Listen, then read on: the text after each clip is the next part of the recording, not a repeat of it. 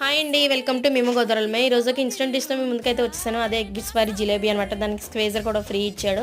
Shapes అయితే బా రాలేదు గానీ టేస్ట్ అయితే చాలా అంటే చాలా బాగుంది. ఫస్ట్ టైం చేశాను కదా!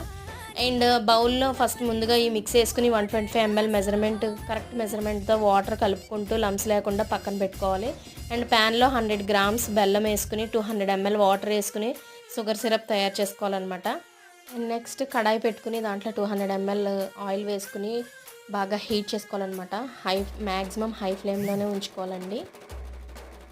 అండ్ దెన్ మనకి ఆ స్క్వీజర్తో మనం జస్ట్ 3 రింగ్స్ అనేవి తిప్పాలన్నమాట. ఇది కొంచెం పలచన అయినందుకు మనకి జిలేబీ అనేది విడిపోతుందన్నమాట.